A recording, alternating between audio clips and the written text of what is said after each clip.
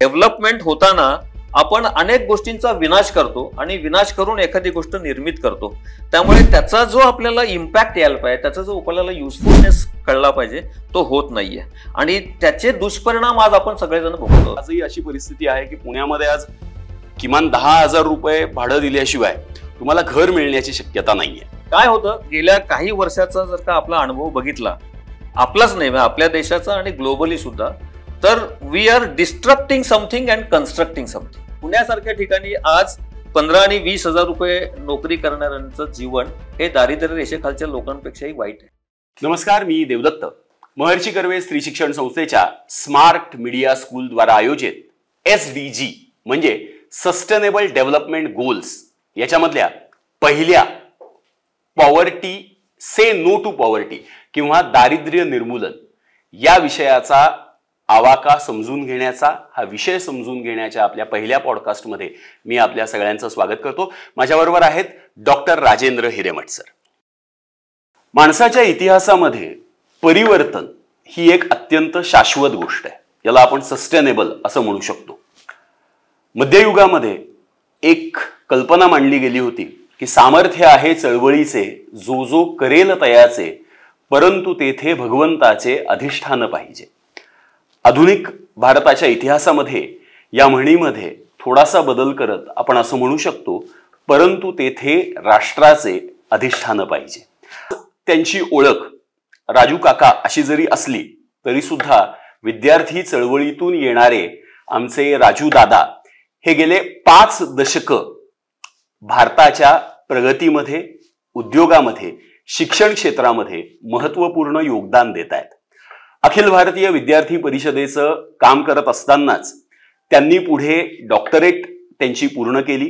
त्याचबरोबर व्यवसायामध्ये सुद्धा अतिशय उत्तम असं यश राजू काकांनी मिळवलेलं आहे. जनसेवा सहकारी बँकेचे ते संचालक आहेत. महाराष्ट्र शासनाच्या तंत्र शिक्षण विभागाचे ते सल्लागार आहेत. पुण्याच्या शासकीय इंजिनिअरिंग महाविद्यालयाचे ते संचालक आहेत. खरं तर ही यादी खूप वाढत जाईल, म्हणूनच मगाशी मी सांगितलं की चळवळ हा त्यांचा स्वभाव आहे आणि चळवळीतून शाश्वत विकास हे त्यांचं ध्येय आहे. राजूजी, मला पहिला प्रश्न तुम्हाला हा विचारायचा आहे की दारिद्र्य ही भारतातल्या पुढची जी समस्या आहे याच्यावरती उपाय काय असू शकतो? 100% दारिद्र्य निर्मूलन हे शक्य आहे का? नमस्कार. मला असं वाटतं की कुठलीही गोष्ट अशक्य नाहीये. दारिद्र्य ही फक्त भारताची समस्या नाहीये, तर ही संपूर्ण जगाला भेडसावणारी समस्या आहे आणि याच्यावरती खूप वेगवेगळ्या पद्धतीने जगामध्ये काम होतं आहे आणि भारतामध्ये सुद्धा अतिशय वाखाणण्यासारखं काम होत आहे. आणि त्यामुळे दारिद्र्य निर्मूलन हे 100% शक्य आहे. फक्त इच्छाशक्तीची गरज आहे. आणि मला असं वाटतं की गेल्या 10-15 वर्षामध्ये ज्या पद्धतीने सर्व पातळ्यांवरती, मग ती सरकारी पातळीवरती असेल, सामाजिक संस्थांच्या माध्यमातून असेल, कॉर्पोरेट सोशल रिस्पॉन्सिबिलिटीच्या माध्यमातून असेल, सर्व स्तरावरनं दारिद्र्य कमी करण्याचे मोठ्या प्रमाणामध्ये प्रयत्न होत आहेत. आणि आकडेवारी असं सांगते की ह्या प्रयत्नांना यश सुद्धा येताना दिसतंय. म्हणजे दारिद्र्य रेषेखाली जगणाऱ्या लोकांची संख्या ही भारतामध्ये सर्वाधिक होती एकेकाळी. आज ती कमी कमी कमी होत होत मला असं वाटतं की येणाऱ्या 5 ते 7 वर्षामध्ये भारत हा दारिद्र्य निर्मूलनामध्ये अग्रेसर देश म्हणून नक्की ओळखला जाईल, अशी परिस्थिती आत्ता आहे. आणि याची कारणं सांगायची झाली तर एकूणच ज्या पद्धतीने सरकारचं कामकाज चालू आहे, ज्या पद्धतीने दारिद्र्य रेषेखालच्या लोकांना दारिद्र्य रेषेतनं बाहेर काढण्यासाठीचे विविध उपाय, म्हणजे त्याला फक्त आता आपल्याला पारंपरिकपणे माहिती आहे, ज्यांनी कोणी इकॉनॉमिक्सचा अभ्यास केलाय त्यांना माहिती आहे की दारिद्र्य रेषेखालील माणूस म्हणजे काय, ज्याला म्हणतो फूड, शेल्टर आणि क्लोदिंग, या 3 मध्ये जो माणूस किंवा जे कुटुंब वंचित आहे ते कुटुंब दारिद्र्य रेषेखाली गणलं जातं. परंतु कालांतराने ह्याच्यामध्ये अनेक कमिट्या सरकारने गठीत केल्या. मग ती तेंडुलकर कमिटी असेल, रंगराजन कमिटी असेल, आणि मग नंतर मल्टी डायमेन्शनल पॉवर्टी इंडेक्स ही जी ऑक्सफर्ड आणि UNDP या दोघांच्या माध्यमातून एक मॉडेल विकसित झालं आणि त्या अनुषंगाने अभ्यास केला तर माणसाच्या गरजा ह्या फूड, क्लोथिंग आणि शेल्टर पुरतं मर्यादित नाहीयेत. तर ह्या प्रत्येकामध्ये अजून एक एक दडलेला आहे आस्पेक्ट. तर त्या सगळ्यांचा सर्वांगीण विकास व्हावा, सगळ्या गोष्टी सर्वांना समप्रमाणामध्ये मिळाव्यात, जेणेकरून कुटुंबाचं आणि व्यक्तीचं आयुष्य हे सुखकर व्हावं, अशा दृष्टिकोनातनं प्रयत्न हे खूप मोठ्या प्रमाणात चालू आहेत. आणि त्यामुळे मी खूप आशावादी आहे, कारण भारताचा प्रवास जर आपण बघितला तर अविकसनशील देश ते विकसनशील देश आणि 2047 साली विकसित देश अशी आपली निश्चितपणे या जगावरती छाप पडणार आहे. आपण ज्या वेळेला दारिद्र्याचा विचार करतो त्यावेळेला आपल्याकडे अन्न, वस्त्र, निवारा याची कमतरता हा एक भाग आहेच. पण काश्मीर ते कन्याकुमारी आणि गुजरात ते आसाम आपण ज्या वेळेला संपूर्ण भारतामध्ये बघतो त्यावेळेला कल्पना दारिद्र्य आपल्याकडे खरं तर फारसं दिसत नाही. म्हणजे गेल्या हजारो वर्षांचा आपला जो इतिहास आहे त्याच्यामध्ये कदाचित रिसोर्सेस कमी पडले असतील, पण आमच्याकडच्या बुद्धीचं दारिद्र्य हे आमच्याकडे आलेलं नाहीये. तर हे चॅनलाइज आपण करू शकलो आहोत का? निश्चितपणे मला असं वाटतं की भारताच्या लोकांची जी क्षमता आहे ती जगातल्या इतर कुठल्याही देशातल्या लोकांपेक्षा खूप जास्त आहे. कल्पना दारिद्र्य तू जसं म्हणालास तशी पण परिस्थिती नाहीये, कारण भारतीय लोक हे मूळतः अत्यंत चाणाक्ष, अत्यंत हुशार आणि कदाचित जगाला दिशा देणारे अनेक शास्त्रज्ञ असतील, अनेक महापुरुष असतील, हे भारतामध्ये जन्मलेले आहेत. फक्त हे दारिद्र्य निर्मूलन करायला स्वातंत्र्यानंतर सुद्धा 75 वर्षापेक्षा जास्त कालावधी गेला. याचं कारण आपलं एक जे फोकस्ड जी एक पॉलिसी हवी होती आणि त्या फोकस्ड पद्धतीने काम करत असताना नेमक्या कुठल्या मल्टी डायमेन्शनल पद्धतीने विचार करून स्टेप बाय स्टेप हे दारिद्र्य आपल्याला कसं कमी करता येईल याचा होलिस्टिक विचार, सर्वांगीण विचार हा केला गेला नाही. आणि त्यामुळे 75 वर्षापेक्षा जास्त कालावधी हा लागला की ज्यामुळे दारिद्र्य रेषेखालची लोक अजूनही काही प्रमाणामध्ये भारतामध्ये शिल्लक आहेत. तर हे आता बदलते. पण भारतातल्या क्षमता ओळखल्या गेलेल्या आहेत. आपल्या ज्या सरकारी योजना आहेत ह्या योजना आता त्याला पूरक अशा तयार केल्या गेलेल्या आहेत आणि त्यातनं असं आपल्याला लक्षात येतंय की जे रिसोर्सेस आपल्याकडे आहेत, म्हणजे आपण असं म्हणतो की नॅचरल रिसोर्सेस या बाबतीमध्ये भारत अत्यंत सुदैवी आहे.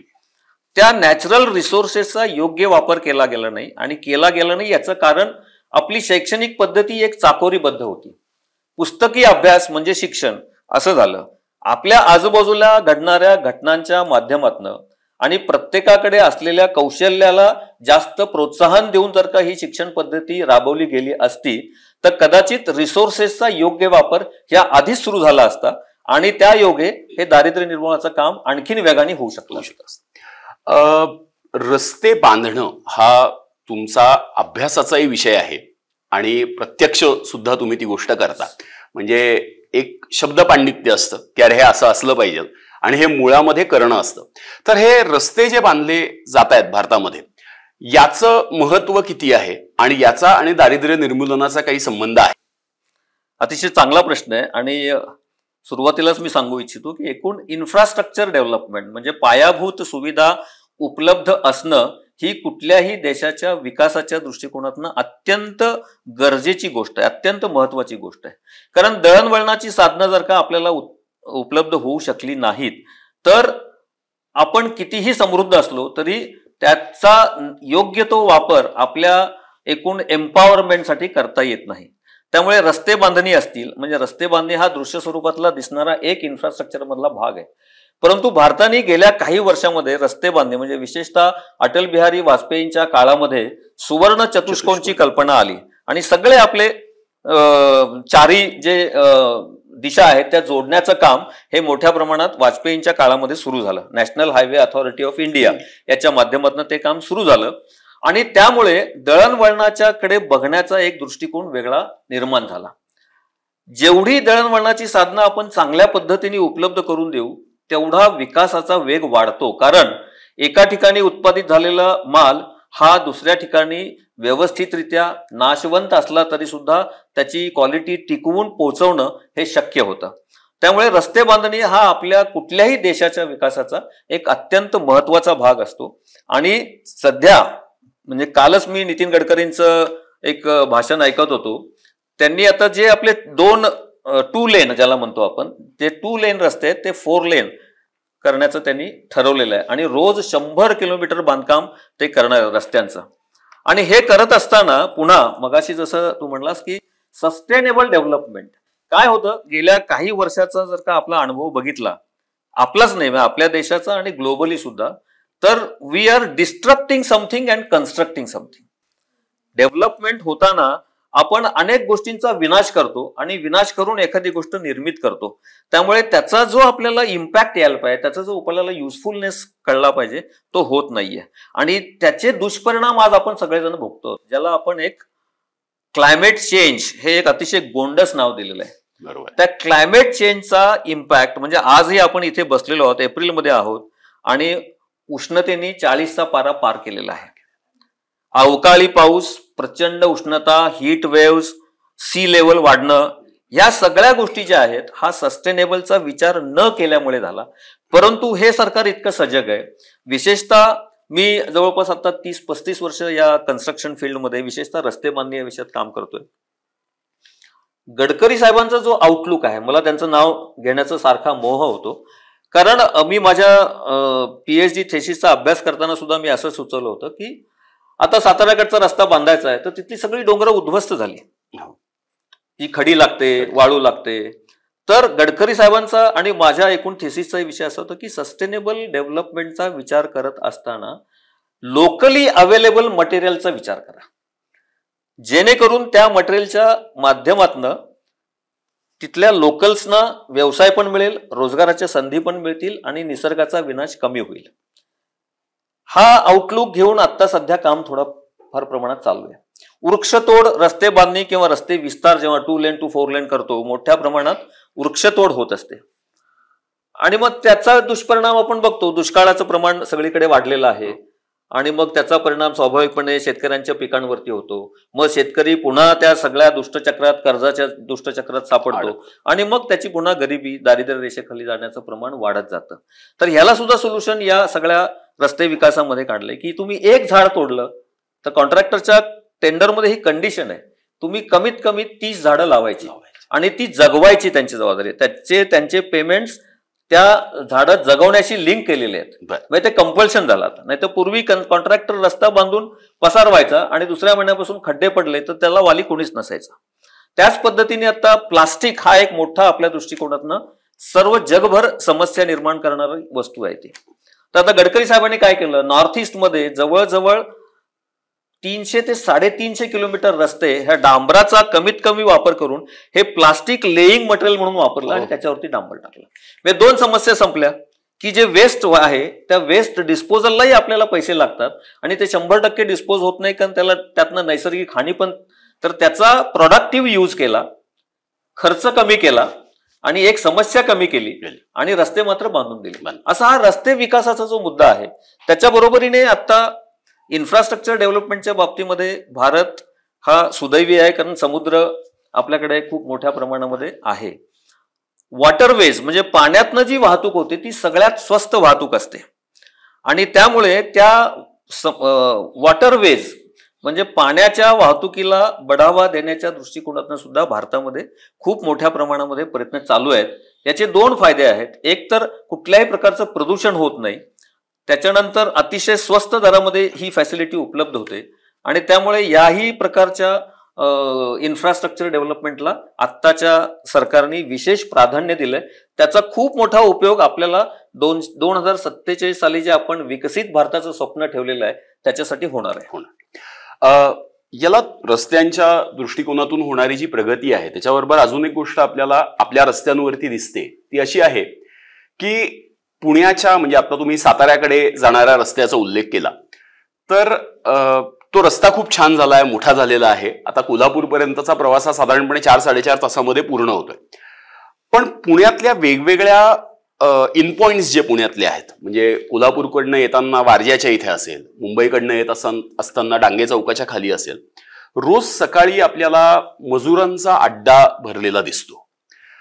आणि हे रस्ते जसे मोठे झालेत तसं पुणे पण वाढतंय किंवा शहरही वाढत आहेत.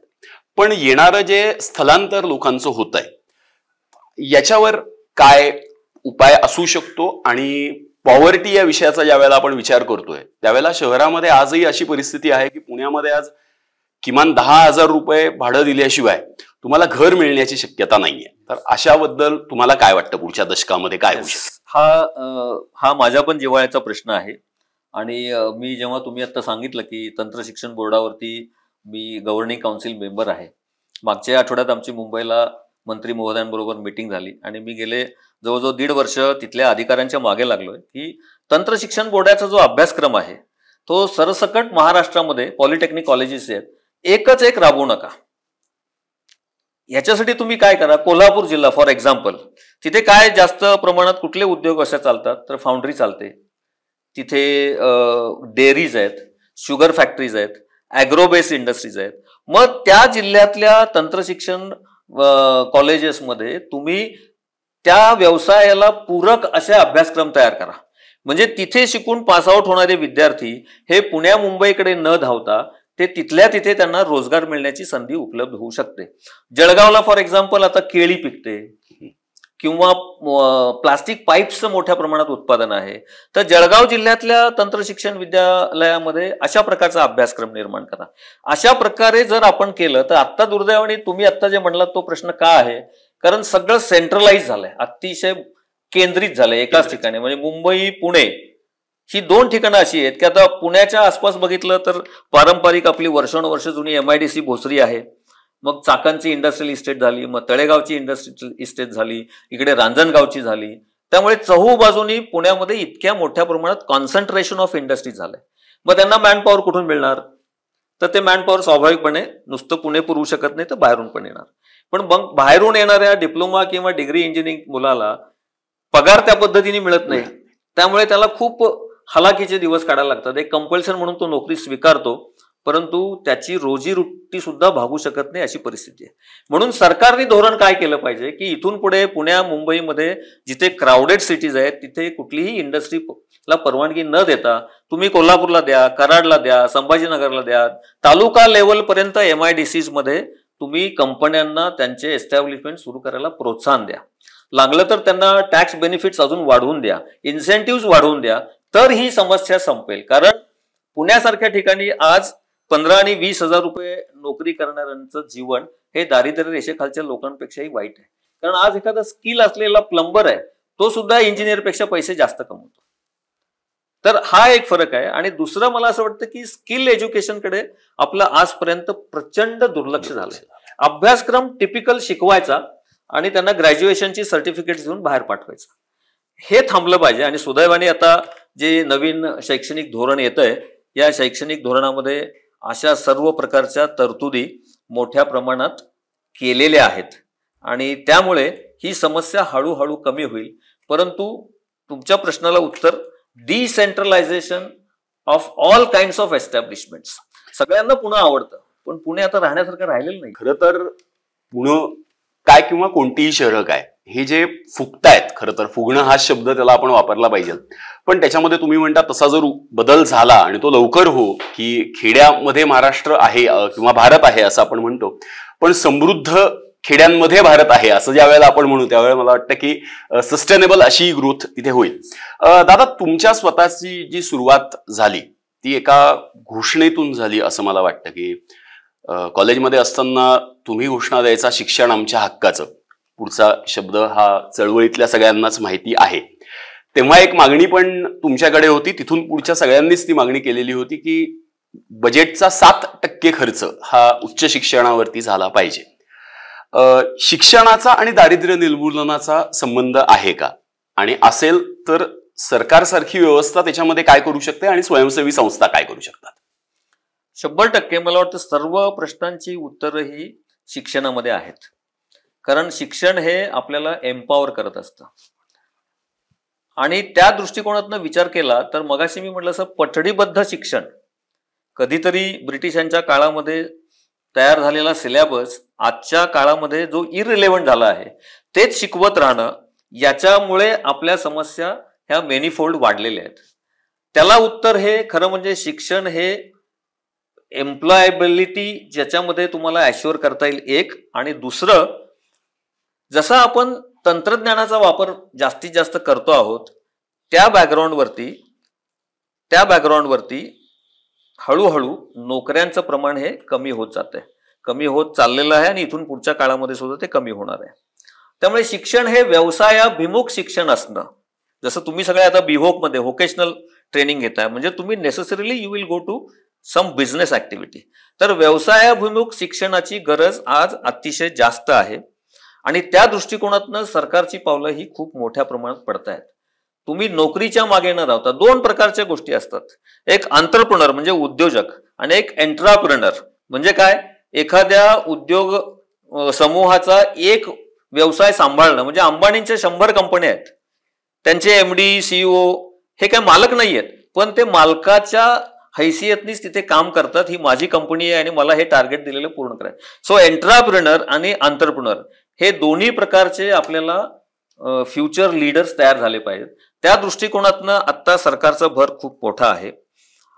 एकूण उद्योग क्षेत्रात छोटा छोटा व्यवसाय म्हणजे सेल्फ एम्प्लॉयमेंट ज्याला म्हणतो, मी मोठा व्यवसाय 50 जणांना नोकरी नाही देऊ शकलो तरी मी स्वतः नोकरी मागायला जाणार नाही, अशा प्रकारचे उद्योग सगळ्यांनी सुरू करावेत. यासाठी सरकारने खूप चांगली इकोसिस्टीम तयार केली आहे आपल्या सराउंडिंग मध्ये. तशा प्रकारची म्हणजे तुम्ही सगळे खूप नशीबवान आहात, कारण तुम्हाला ही संधी आजच्या काळामध्ये मिळते आहे.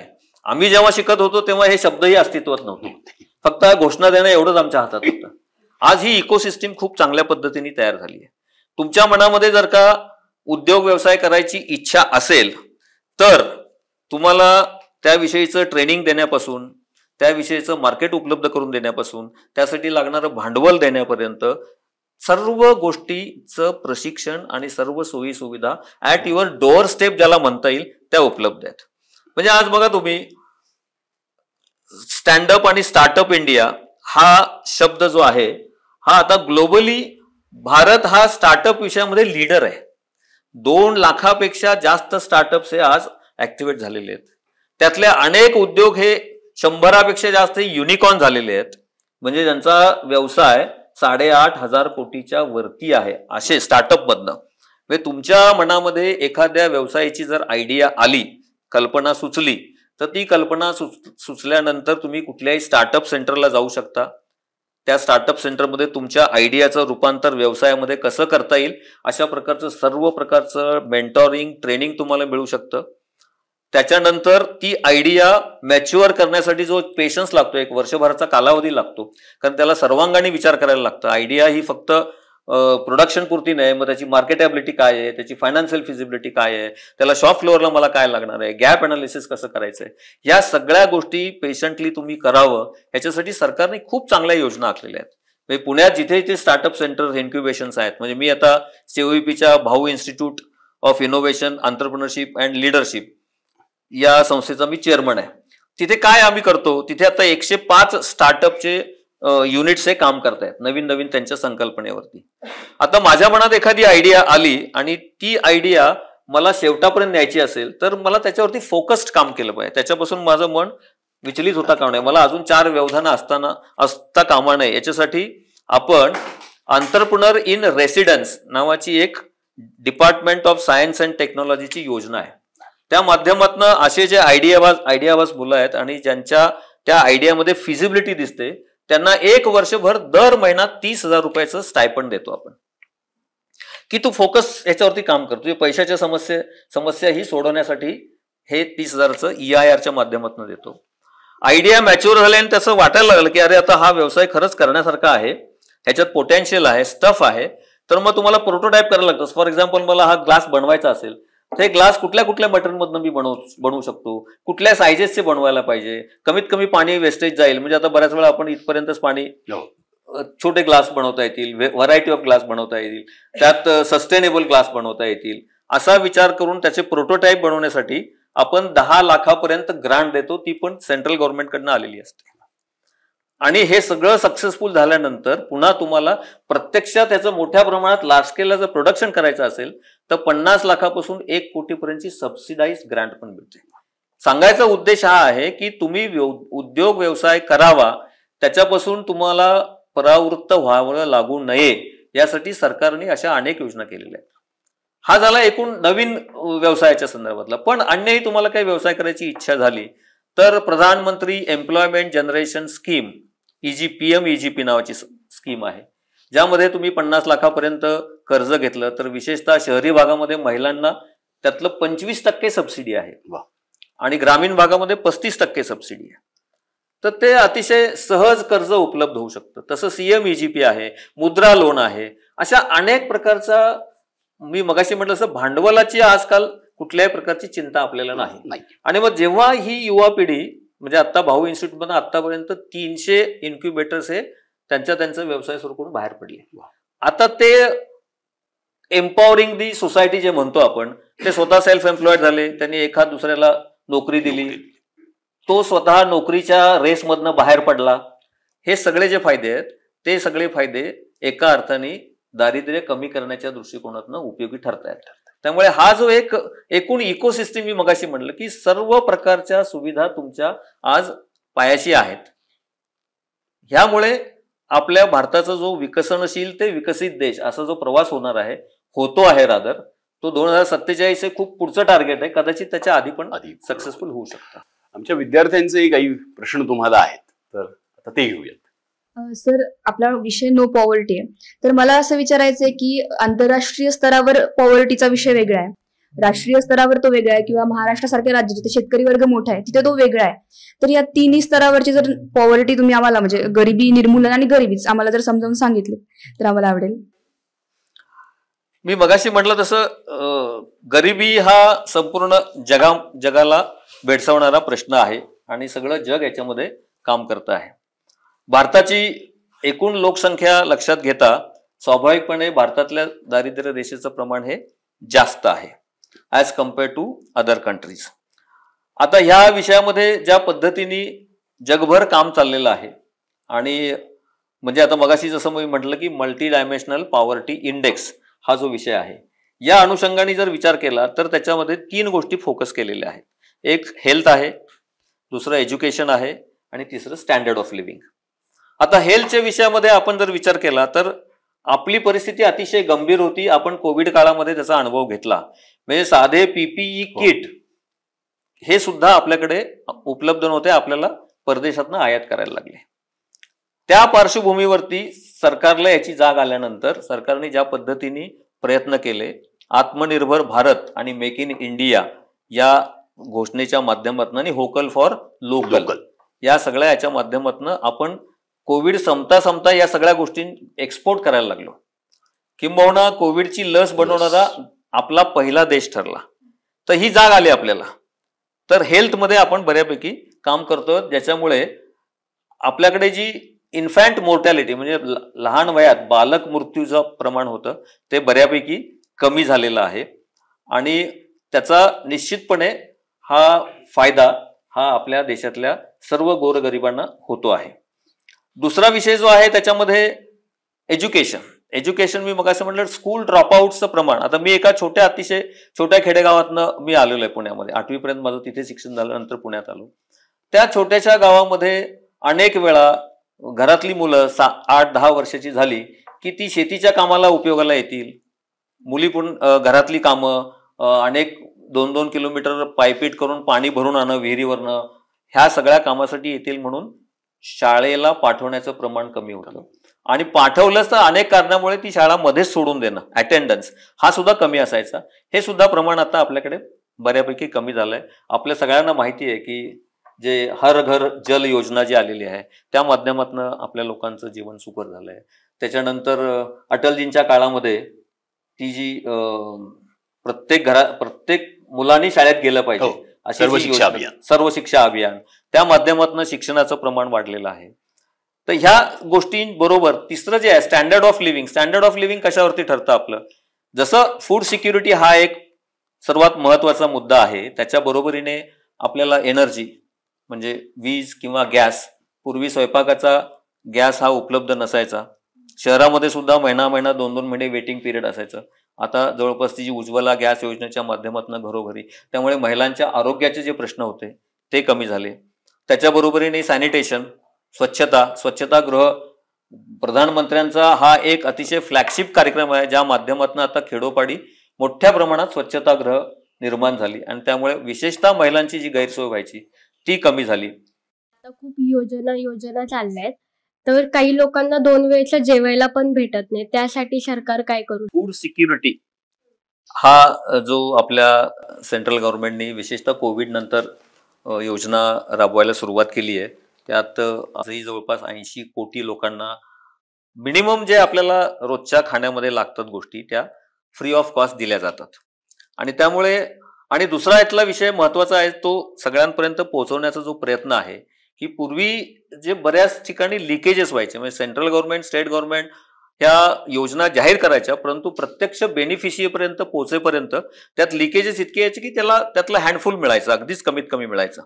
तर हे लिकेजेस सुदैवाने आता आपले जे डायरेक्ट बेनिफिट ट्रान्सफर्स असतील किंवा ही सगळी योजना जी केली आहे ती योजना इतकी त्यांनी चांगली लीक प्रूफ केली आहे की त्या माध्यमातून आता बऱ्यापैकी लोकांपर्यंत ही पोहोचती आहे. पण दुसरा देवदत्तनी जो विचारला प्रश्न तो पण तितकाच महत्वाचा आहे, कारण अशा फूड सिक्युरिटीच्या माध्यमातून आपण लोकांची क्रयशक्ती जी आहे, काम करण्याची इच्छा जी आहे, क्रयशक्ती जी आहे ती मारतो आहोत. समजा मला माझ्या कुटुंबामध्ये 4-5 जण आहेत आणि प्रत्येक कुटुंबाला अनुसरून जे काही आज धान्य दिलं जातं, वेगळ्या प्रकारचं सिरियल्स, पल्सेस वगैरे सगळं दिलं जातं, त्याची मला तेवढी गरज नसेल तर मी पुन्हा तेच धान्य कुठेतरी, हा सार्वत्रिक अनुभव आहे, तुम्ही ऐकला असेल तो, तर त्यातनं मग काम करण्याची इच्छा, प्रोडक्टिव्हिटी कमी होऊन जाते आणि मग डिपेंडन्सी वाढते आणि मग एकूणच लोकसंख्येच्या तुलनेमध्ये विचार करता जी आपली प्रोडक्टिव्ह पॉप्युलेशन आहे ती कमी होत जाते. त्यामुळे हा सुद्धा किती दिवस द्यावा, किती द्यावा हा एक डिबेटेबल इश्यू आहे. त्यामुळे नुसतं फूड सिक्युरिटी म्हणजे मी काहीच करायचं नाही आणि मला सगळं घरी मिळालं पाहिजे, ही जर यातनं भावना तयार होत असेल तर that is very much harmful to the society.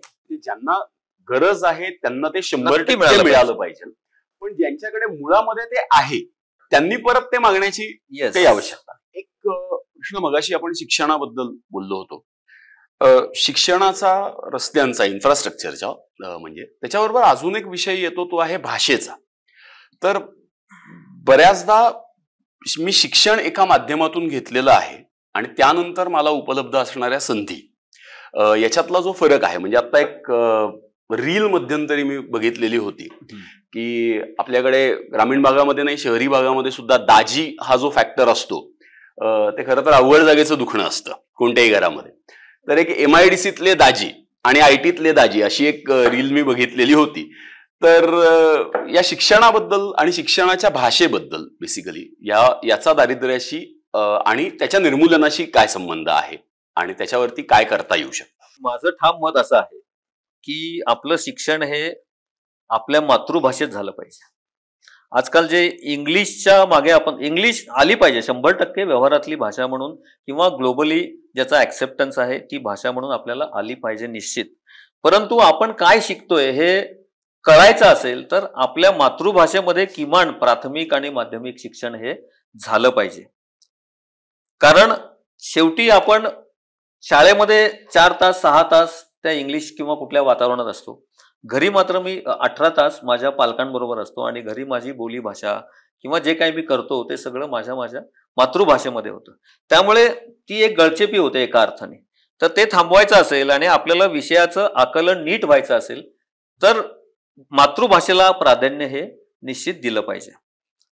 हा त्यातला सगळ्यात महत्वाचा फॅक्टर आहे आणि तो आजपर्यंत आणि विशेषतः आत्ता म्हणजे ग्लोबलायझेशन नंतर याचं फॅड वाढलं म्हणजे खरं म्हणजे त्यावेळी आम्ही जेव्हा शिकत होतो तेव्हा काही ऑप्शन पण नव्हतं, अगदी मोजक्या इंग्लिश मिडियमच्या शाळा असायच्या, ऑप्शन्स असायचे.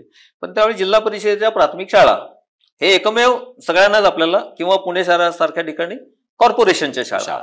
हे ग्लोबलायझेशन नंतर या सगळ्या गोष्टी मोठ्या प्रमाणामध्ये यायला लागल्या आणि मग आपण न कळत, आपण म्हणण्यापेक्षा त्या पाल्यापेक्षा पालकांचीच घाई इतकी असते की माझा तो एक स्टेटस सिम्बॉल पण व्हायला लागला आणि त्यामुळे त्या पाल्याची फार गळचेपी होताना दिसते. आपण सर्वजण अनुभव घेतो, आपापल्या घरात सुद्धा कदाचित हे अनुभवलं असेल. आपलं भावंड जर का इंग्लिश मिडियम मध्ये घातलेलं आहे आणि मग त्याची जी कुचंबणा होते आणि त्याला जे एकूण इतिहास समजला पाहिजे, एकूण विषय समजला पाहिजे, याची खूप मोठी अडचण होते. त्यामुळे मातृभाषेतलं शिक्षण हे निश्चितपणे काही सुरुवातीच्या वर्षामध्ये किमान प्राथमिक शाळा जी 7वी पर्यंत म्हणतो त्यापर्यंत तरी मातृभाषेतलं शिक्षण हे कंपल्सरी. आणि म्हणून मला वाटतं राष्ट्रीय आपलं शिक्षण धोरण जे नवीन येतं आहे त्याच्यामध्ये आपली मातृभाषा ही कंपल्सरी. म्हणजे महाराष्ट्र असेल तर मराठी कंपल्सरी, ऑप्शनल तुम्ही हिंदी, इंग्लिश, जर्मन काही घ्या. तर हे त्यातलं मूळ कारण हे आहे त्यातलं.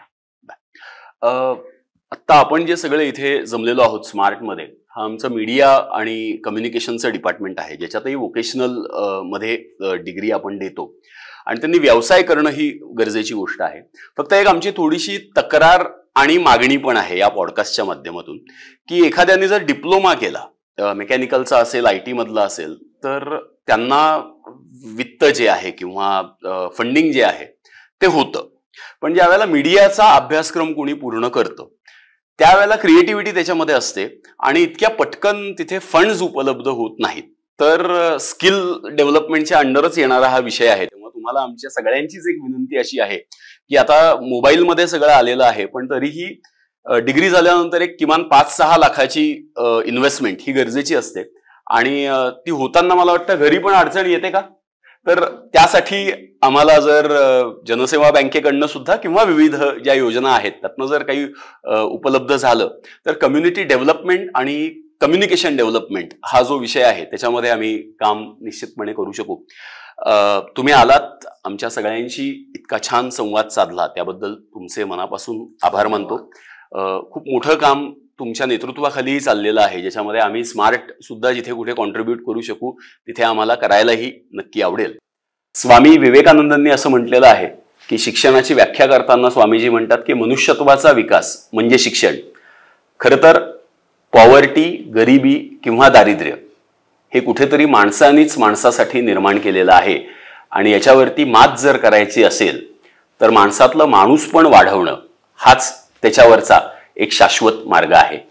भेटूयात पुढच्या पॉडकास्टमध्ये. धन्यवाद.